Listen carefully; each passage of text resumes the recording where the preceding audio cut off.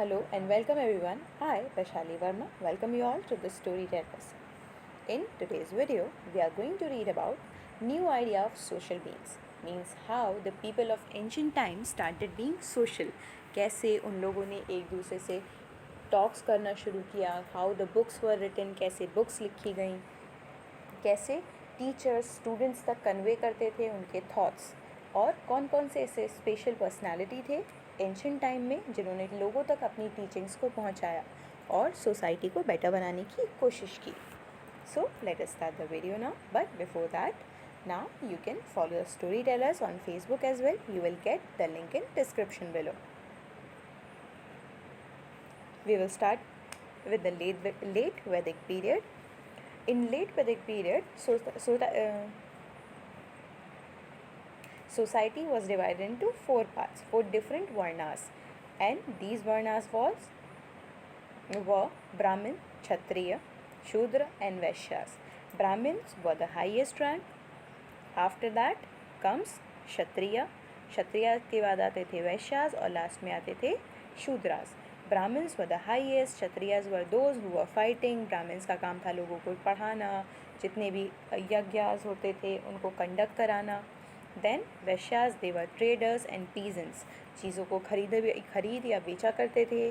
और artisans means जो painting करते हैं, बिल्डिंग्स बनाते हैं या फिर पॉटरीज बनाते थे. And last one was Shudras. Shudras का काम था क्लीनिंग का. सो जो सोसाइटी थी उसमें लोगों के बीच में अलग अलग लेट वैदिक पीरियड में डिस्टिंक्शन आ गए थे, डिविजन्स आ गए थे. And what were these divisions?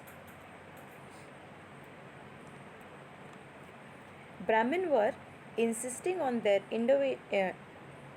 intervention in all the aspects of life. उन्होंने क्या शुरू कर दिया था? हर जगह इंटरवेन करना शुरू कर दिया था. हर चीज़ में बोला करते थे कि जो हम कह रहे हैं that is the ultimate thing. क्योंकि उस टाइम पे बहुत लिमिटेड लोग थे जिनको संस्कृत पढ़नी आती थी. और and most of the Brahmins were knowing the Sanskrit, so they used to predict the verses and the paras of the Vedas in their own sense. तो इसीलिए वो क्या करते थे, जो वेदास के अंदर लिखी हुई चीज़ें हैं वो उनको अपने सेंस में प्रिडिक्ट करके लोगों को बताया करते थे. They had started to lay stress on expensive and elaborated rituals and ceremonies for most of the people could not afford. उन्होंने अब क्या किया, बहुत ज़्यादा चीज़ें ऐड कर दी नॉर्मल सेरेमनीज़ में कि आपको ब्राह्मण्स को ये सब कुछ देना होगा. बहुत कॉस्टली चीज़ें गॉड्स को प्रेयर के लिए देनी होंगी, बहुत बड़े बड़े से यज्ञास कराने होंगे ताकि आप गॉड को हैप्पी कर सको. They started demanding gifts. अब उन्होंने बदले में गिफ्ट मांगना डिमांड कर दिया था. एंड डोनेशंस, और डोनेशन भी मांगा करते थे क्योंकि अगर डोनेशन मिलेगी तो गॉड विल बी हैप्पी. उन्होंने लोगों को ये कहना शुरू कर दिया. And in return they use to perform the rituals. और उसके बदले में वो लोगों के लिए रिचुअल्स परफॉर्म किया करते थे, पूजा करवाते थे, यज्ञास करवाते थे. They made the people believe that they are the agents for pleasing the god. उन्होंने ये बता दिया था उन लोग को, या लोगों को इस तरह से वेदास को प्रिडिक्ट करके बताया था कि जो अकेला वे है to please the god is to please that Brahmins. Coming further,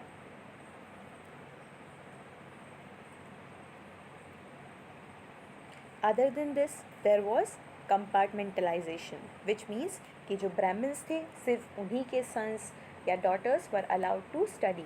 सिर्फ ब्राह्मण्स के सन ही ब्राह्मण बन सकते थे. जो क्षत्रियास थे their son will be kshatriyas और the warriors. The son of artisans and peasants will be the vaishyas only and the son of shudra will be shudras only. पर इससे पहले ऐसा नहीं था. इससे पहले क्या था, आप जो भी काम ऑप्ट करोगे उसके अकॉर्डिंग आपको वर्ण दिया जाएगा. लेकिन अब वर्ण हेरिडिटरी हो चुके थे, मतलब जो फादर का वर्ण था वही सन का वर्ण होगा. इसके अलावा other than that was the fight.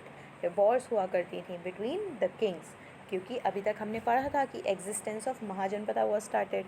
महाजनपद बन गए थे. अब इन महाजनपद के जो किंग्स थे वो अपने आप को पहले से ज़्यादा स्ट्रॉन्ग दिखाने के लिए, दूसरों से ज़्यादा पावरफुल दिखाने के लिए दूसरों पे अटैक करके फ़ाइट किया करते थे. कई बार क्या करते थे, उनकी टेरिटरी को कैप्चर कर लेते थे ताकि वहाँ से पानी और अदर रिसोर्सेज को वो यूज़ कर सकें. नाउ उपनिषदास. संस्कृत में उपनिषद का मीनिंग होता है sitting near. It means sitting close to the teacher. Teacher के पास बैठकर जब उनकी कही बातों को आप सुनते हैं और उन्हीं सुनी हुई बातों को सीखते हैं या रिवाइज करते हैं, that is called as Upanishads. And when you are listening guru or spiritual teacher who is having the basic knowledge of the universe, उस टीचर को बैठकर सुनना जिसके पास पूरे यूनिवर्स की सारी बेसिक नॉलेज है. It connects to the period of time of group of people set near. People means student. जब बहुत सारे स्टूडेंट टीचर के सामने बैठ जाते थे and learn from him in the ashramas. और आश्रम में later schools were not there. School की जगह आश्रम्स हुआ करते थे या फिर गुरुकुल्स हुआ करते थे. And in these gurukuls student used to sit in front of the teacher and listen what the teacher is saying. और उन चीज़ों को सुन के ही वो लर्न किया करते थे. There were no written text books. वहाँ पर कोई भी रिटन टेक्स्ट बुक नहीं हुआ करती थी, ना ही कॉपीज़ हुआ करती थी. Now the time of composition.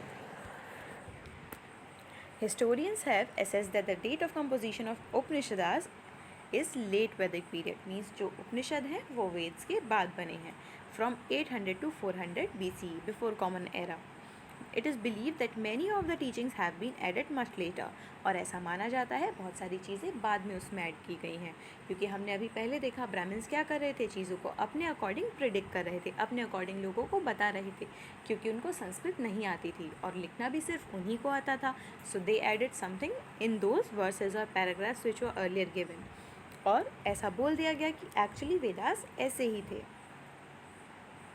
In fact they were written very long period ago. और क्या हुआ था, अब बहुत सारे टाइम के बाद इनको लिखा गया था, क्योंकि earlier they were only the students were sitting in front of the teacher and listening to them. शुरुआत में क्या हो रहा था, सिर्फ स्टूडेंट बैठकर टीचर्स को सुन रहे थे. कोई भी रिटन टेक्स्ट बुक नहीं थी. जो टीचर्स हुआ करते थे उनके टीचर्स ने भी उनको सिर्फ ओरली ही याद कराया. तो उन्होंने जो ओरली याद किया वो उन्होंने अपने स्टूडेंट्स को ओरली याद कराया. और अब जो ये नए वाले स्टूडेंट हैं, जब वो टीचर बनेंगे तो वो अपने स्टूडेंट को भी ओरली ही चीज़ें याद कराएंगे या बताएंगे. सो इस पूरी सीरीज़ में कहीं भी कोई उनको लिख तो नहीं रहा है. जो ये लिखने का कॉन्सेप्ट आया वो बहुत बाद में आया. इसीलिए जो वेदास थे वो एक्चुअल फॉर्म में, जिस फॉर्म में थे उस फॉर्म में नहीं लिखे गए. Next is the main books. कौन कौन सी बुक्स थी उस टाइम पर? There were 108 Upanishads. Total 108 Upanishad हैं. They are considered to be having all the subject. ऐसा माना जाता है कि वेदास और उपनिषदास में सारे के सारे सब्जेक्ट्स हैं. Historians, sociologist, philosophers, they believe that 7 Upanishads are most important and another 5 are relevant. ऐसा माना जाता है कि 7 ऐसे उपनिषद हैं बहुत ज़्यादा ज़रूरी हैं और 5 उसके अलावा 5 और ऐसे हैं जिन्हें हम पढ़ सकते हैं. जो बेसिक कॉन्सेप्ट है उपनिषद का, दैट इज़ टू प्रोपगेट, लोगों को ये बताना या समझाना that life and death are just the phase of a long cycle. मतलब एक बार डेथ होगी, फिर नई लाइफ मिलेगी, फिर आप पूरी लाइफ जिएंगे और फिर से आपको फिर से डेथ के बाद नई लाइफ मिलेगी. तो इस तरह ये पूरी साइकिल चलती रहती है. It is called of cycle of rebirth and it was depend on deeds. Deed means work. जो आप काम कर रहे हो ये उसके ऊपर डिपेंड करते हैं. Next is they talked about soul. और सोल को उन्होंने नाम दिया आत्मा. ये आत्मा क्या थी? It was the link between supreme power, और उस सुप्रीम पावर ऑफ यूनिवर्स को नाम दिया गया Brahma. Thus Upanishads tried to tell the pupil or the common man that one should do good deeds. और इसीलिए क्योंकि हमें क्या करना है, आत्मा के थ्रू ब्रह्म को हैप्पी करना है अपनी गुड डीड से, अच्छे कामों से, ताकि हमको नेक्स्ट लाइफ जो मिले उसमें हमको अच्छी लाइफ मिले. We become rich in next life. हमें बहुत सारे रिसोर्सेज मिले अपनी नेक्स्ट लाइफ में. तो उसके लिए हमें इस लाइफ में अच्छे डीड्स करने होंगे. We have to do the good deeds and attaining the salvation. Salvation means freedom from the cycle of death and life. अगर हम ये चाहते हैं कि हमें फिर से ये लाइफ और डेथ वाली साइकिल ना लेनी पड़े, क्योंकि ऐसा हो सकता है किसी नई लाइफ में हमें उतनी ज़्यादा प्रॉस्पेरिटी ना मिले, उतनी रिचनेस ना मिले, उतनी अच्छी लाइफ ना मिले. सो इसीलिए the main goal was to attain the salvation, freedom from this cycle, इस साइकिल से फ्री हो जाना ताकि आपको नेक्स्ट लाइफ में दोबारा से रीबर्थ ना लेना पड़े. Coming further, Jainism. Now these all were the concept of Hinduism, जो ब्राह्मण्स के इंटरप्रिटेशन की वजह से बार बार इवॉल्व हो रहे थे. और एवोल्यूशन के साथ क्या शुरू हुआ था? दूसरे लोगों के लिए टॉर्चर किया जाना, उनको इन्फीरियर समझा जाना. There was a huge class difference between the people was created, क्योंकि हमने अभी क्या देखा था, ब्राह्मण्स वर सुपीरियर, ब्राह्मण से छोटे क्षत्रियों को माना जाता था, and Shudras were treated as very low. तो इसकी वजह से people were not happy with the Brahmins, और इसी वजह से नए जो रिलीजन थे उनका फाउंडेशन शुरू हुआ इस सोशल डिस्क्रिमिनेशन को कम करने के लिए. So Jainism, lord Mahavir is said to be the founder of Jainism. इसको लॉर्ड महावीर ने फाउंड किया. Although Jain believes that the philosophy of Jainism is 3000 before common era. ऐसा माना जाता है कि इसे और भी पहले से फॉलो किया जाता था. But all these are given from the reference of gurus, और उन गुरुज को क्या कहा जाता था? तीर्थंकर्स इन द वेदास, और इनके बारे में हमें पता चलता है वेदास से. But the formation of religion was started from 24th तीर्थंकर, और जो प्रॉपर जैनिज्म को एक रिलीजन की पोस्ट मिली वो मिली 24th तीर्थंकर लॉर्ड महावीरा के टाइम से. Lord Mahavir was born in 599 BCE at Kshatriya Kund which was a part of Vaishali republican. So ये एक स्टेट था, महाजनपद था, जिसका ये पार्ट था क्षत्रिय कुंड, एक छोटा सा. वहाँ पर लॉर्ड महावीर का बर्थ हुआ था. He was the son of king Siddhartha, उनके फादर का नाम सिद्धार्थ था, and mother's name was queen Trishala. They were very religious people, वो धर्म को मानते थे, एंड फॉलो लॉर्ड पार्श्वनाथ, और वो लॉर्ड पार्श्वनाथ को फॉलो करते थे. At the birth he was named Vardhaman, और जब उनका बर्थ हुआ था तब उनका नाम वर्धमान था, और बाद में it was change to Mahavir. Now this is a brief about lord Mahavir. He was courageous, बहुत साहसी थे. When he was young, he saved his friend from snake while playing, and his bravery titled him Mahavir. जब वो छोटे थे, अपने friend के साथ खेल रहे थे, तब उन्होंने अपने फ्रेंड को स्नेक से बचाया था, और इसीलिए उनको महावीर का टाइटल दिया गया. Although he was born as a prince, जब वो प्रिंस थे, but he started live a simple life. उन्होंने पैलेस को छोड़ दिया और एक नॉर्मल लाइफ जीना शुरू कर दिया. And he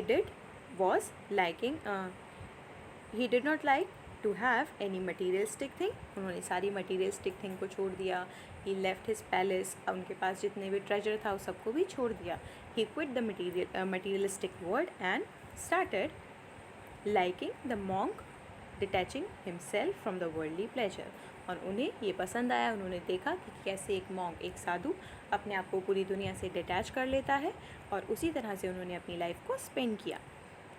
He left his family and went in the search of enlightenment. उन्होंने अपनी फैमिली को छोड़ दिया और एनलाइटमेंट को ढूंढने के लिए चले गए. Means to find out the salvation को ढूंढने के लिए चले गए. Mahavir devoted the rest of his life in preaching the eternal truth and the spiritual freedom to the people around the India. जब उनको एनलाइटमेंट मिल गया, उसके बाद उन्होंने अपनी पूरी लाइफ डेडिकेट कर दी टू द पीपल, ताकि वो सब भी इस स्पिरिचुअल लाइफ से फ्री हो सकें, उस बर्थ और लाइफ की साइकिल से फ्री हो सकें. ही ट्रेवल्ड वर्ल्ड वाइड, उन्होंने हर जगह पहुँचे और हर एक को अपना मैसेज सुनाया. The Mahavir ceremonies were preserved orally by the immediate disciples. जितने भी उनके स्टूडेंट्स थे, उन्होंने महावीर से ओरली उनकी सारी टीचिंग्स को सुना.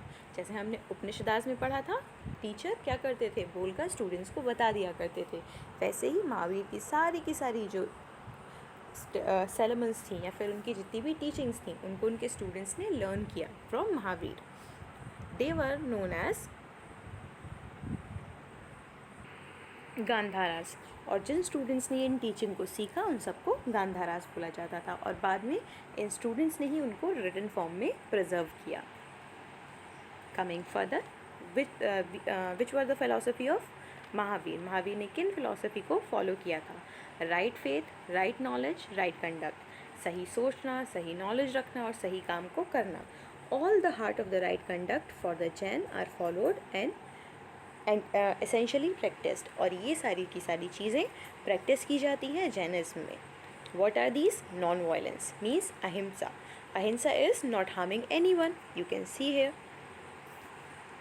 नेक्स्ट वन इज ट्रूथफुलनेस, सत्य।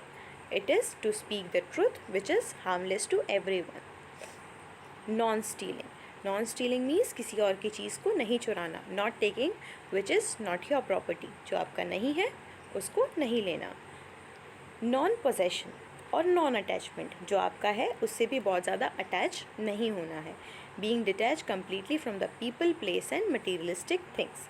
So these were the teachings of philosophy of Jainism. Now the teaching of Jainism were to propose of moksha, to attain moksha means freedom from that cycle of birth and death. One can attain by causing no harm to anything which is living being. और ये आपको मिल सकता है अगर आप किसी भी living being को, जो कि ज़िंदा है, ऐसी चीज़ को हार्म ना करें। If one does not achieve moksha, soul will reborn. अगर किसी को मोक्ष नहीं मिलेगा तो अगली बार वो जो सोल होगी उसको डेथ के बाद फिर से बर्थ मिलेगा, एक नई लाइफ मिलेगी। Coming further, lord Mahavira taught the men and women are spiritually equal. दोनों इक्वल होते हैं, चाहे वो मेन हो या वुमेन हो। बोथ में renounce the word in search of मोक्ष, अल्टीमेट हैप्पीनेस। और दोनों को ही इस वर्ड के अंदर मोक्ष ढूंढने की कोशिश करनी चाहिए, इन सब चीज़ों को छोड़ देना चाहिए, मटेरियलिस्टिक थिंग्स को। ही used Prakrit language for his ceremonies. उस टाइम जो जनरल यूज़ की लैंग्वेज थी दैट वाज प्राकृत। प्राकृत संस्कृत से ही डिवाइड हुई है और डेराइव हुई है, और प्राकृत से ही हिंदी डेराइव होकर बनी है। तो it was an intermediary language between Hindi and Sanskrit, जिसका यूज़ उस टाइम के लोग किया करते थे। तो जितनी भी महावीर की टीचिंग है वो सब भी प्राकृत लैंग्वेज में है। और इसको क्योंकि कॉमन लोग समझ सकते थे, इसलिए इसके साथ जो हिंदी संस्कृत वाला प्रॉब्लम था वो ख़त्म हो गया, क्योंकि अब नॉर्मल पीपल क्या कर रहे थे, उसको समझ सकते थे। उन्हें किसी सोर्स की ज़रूरत नहीं है जो उन्हें महावीर की सारी टीचिंग्स को बता सके। सिमिलरली जैसे वर्णास में डिवाइड कर दिया गया था लोगों को, जैनिज्म में वो डिवीज़न ख़त्म हो चुका था। द डेक्लाइन मीन्स कैसे उसको लोगों ने फॉलो करना कम कर दिया। A few countries after Mahavir's nirvana is death, the religious procedure become more and more complex, और ज़्यादा कॉम्प्लेक्स होते गए। ब्राह्मण्स और चीज़ें ऐड करते गए, और जो उनके डिसिपल्स थे उन्होंने भी और सारी चीज़ें उनमें ऐड कर दी। Subsequently, the generation felt that impractical and difficult to leave the worldly affairs. अब अगर ये बोला जाए कि जितने भी लोग हैं इस दुनिया में, सब के सब अपने घर के सारे काम बंद कर दें और सिर्फ निर्वाणा अटेन करने में लग जाएं, तो क्या होगा? ना ही घर होगा लोगों के पास, ना खाना होगा, ना फैमिली होगी, ना रहने के लिए जगह होगी, और पूरा वर्ल्ड क्या बन जाएगा? नथिंग, अ बिग ज़ीरो बन जाएगा। तो लोगों को ये चीज़ें सोचने में बहुत ऑड लगी, तो उन्होंने फॉलो करना कम कर दिया महावीर की टीचिंग्स को। Then came Buddhism. अब बुद्धिज़्म आने के बाद क्या हुआ? जो महावीर के अच्छे थॉट्स थे और जो हिंदुइज्म के अच्छे थॉट्स थे, उनके मिक्सचर से बना Buddhism. Buddhism is another religion which came into existence near about 2500 years ago. It was at the same time of Jainism and Upanishads. ये भी उसी टाइम पर फॉलो किया जाता था जब जैनिज्म और उपनिषदास को फॉलो किया जाता था। ऐसा नहीं था कि एक टाइम उपनिषद को पढ़ा जा रहा है, एक टाइम बुद्धिज़्म को, एक टाइम जैनिज्म को। कुछ लोग थे जो बुद्धिज़्म को मान रहे थे, कुछ जैनिज्म को मान रहे थे, और कुछ उपनिषद को फॉलो कर रहे थे। So Buddhism started by the Gautam Buddha. इसको गौतम बुद्धा ने स्टार्ट किया in 6th century. Coming further, जो अर्ली लाइफ थी गौतम बुद्धा की, how was that? He was born in 583 before common era in Lumbini, जो कि नेपाल में है in present days. His father was king Shuddhodana. King Shuddhodana was the leader of large clan called Shakyas. ये एक Shakya clan के लीडर थे। His mother queen Maya died so shortly after his birth. उनकी death हो गई थी जब बहुत छोटे थे Siddhartha. When Siddhartha was few days old, a holy man predicted that the prince would either become a great king or a spiritual teacher. So, जो एक प्रीस्ट था, एक पुजारी था, उसने ऐसा प्रिडिक्ट किया था, उसने ऐसा बोला था कि ये जो चाइल्ड है वो बड़ा होने के बाद या तो बहुत बड़ा किंग बनेगा या फिर एक बहुत बड़ा टीचर बनेगा। सो हिज फादर थॉट कि अगर ऐसा है तो I am a king and my son will become a great king. तो उन्होंने क्या किया, he asked him to stay inside the palace. उन्होंने उसको बहुत ज़्यादा लग्जूरियस लाइफ दी। एंड आफ्टर दैट, जो हम हमेशा से सुनते आए हैं, the story of Channa and Siddhartha, that happened कि one day Siddhartha came out of his palace with the Channa and he saw 4 different thing जो उन्होंने कभी नहीं देखी थी। ही सॉ द ग्रीफ, लोगों का दुख देखा, और उन्होंने क्या देखा, डेथ ऑफ अ पर्सन देखा, अ सिक मैन, एक बीमार आदमी को देखा, एंड सॉ अ सेंट, एक साधु को देखा। तब उन्हें ये पता चला कि जो हमारी ये लाइफ है वो वैसी नहीं है जैसी उनको पैलेस में दिखाई दे रही है। It's not happy always. So then he started being detached from that worldly life.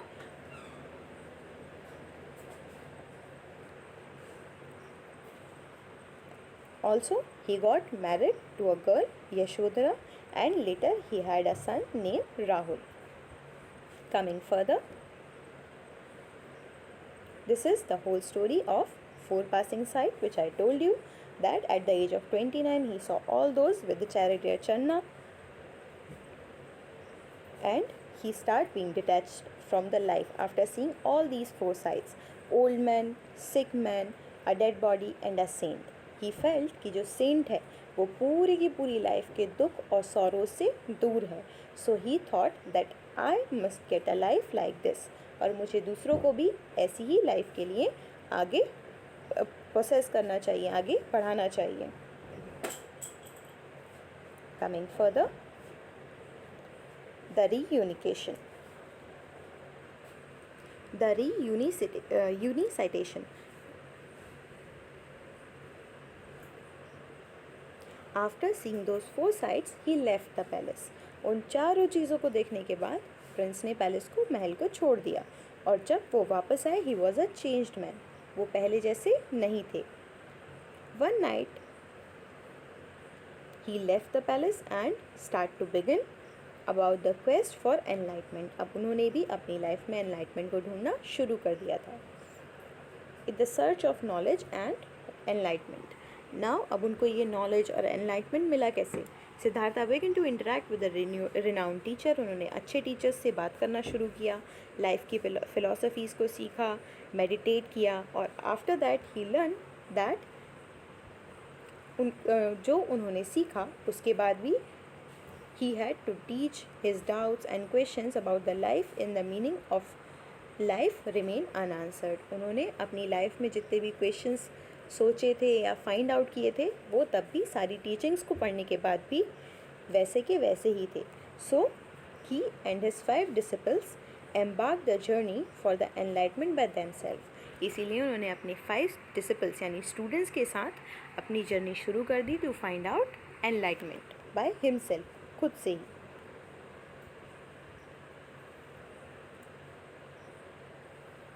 और after doing the meditation by himself, by getting the pain, holding the breath, fasting for days, Siddhartha find out the enlightenment.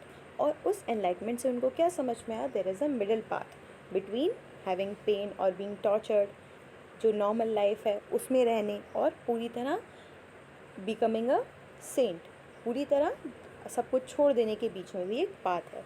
He remembered an experience from his childhood when his mind was settled into the deep peace।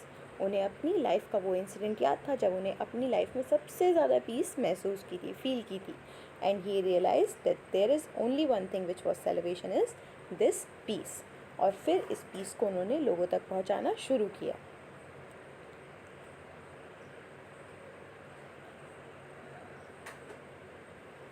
He travel to a vast area. उन्होंने कई जगह पर travel किया। And one day he was sitting beneath a peepal tree. एक peepal tree के नीचे बैठकर he started the meditation. उन्होंने मेडिटेशन स्टार्ट कर दिया। And he got the enlightenment. और उस पेड़ के नीचे, जिसके पेड़ के नीचे उन्हें एनलाइटमेंट मिला था, that is called as Bodhi tree. Coming further, the preacher. At first Buddha reluctant to preach. He was too lazy. Reluctant means lazy.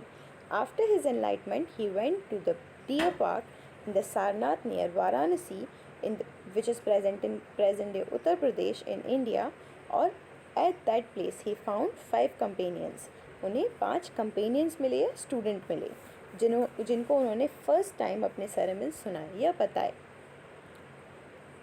Buddha chose to be prescribed a path of practicing with the people realize that enlightenment by themselves, जिससे कि लोग अपने लिए अपना enlightenment खुद ढूंढ सकें. Lord Buddha devoted himself to teach thereby the and attracting hundred of followers. और उसके बाद उन्होंने लोगों को अट्रैक्ट करना शुरू कर दिया. अपनी जो एनलाइटमेंट की प्रोसेस थी उसके बारे में दूसरों को बताना शुरू कर दिया. Eventually his father became his disciple and the devoted Yashodhara became a nun and his wife also opted the Buddhism. Rahula, his son, became the monk at the age of 7 and spent his rest of life with his father. So all ultimately became the saint after that. What were the teachings of Buddhistic culture or the Buddhistic religion?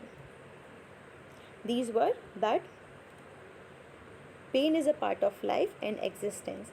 Everyone has to face the pain. Pain is caused by carving, greed and lust. जब भी हमें किसी चीज़ को ज़्यादा amount में अपने पास रखने की विश होती है तभी हमें पेन होता है. Suffering can be reduced by following these 8-fold path and ending the desire. In 8-fold path को फॉलो करके और अपनी डिज़ायर्स को कम करके हम पीस या फिर एनलाइटमेंट ढूंढ सकते हैं. Right view, right intention, right speech, right action, right livelihood, right effort, right mindfulness and right concentration. हम इन सब चीज़ों को फॉलो करके अटेन कर सकते हैं एनलाइटमेंट.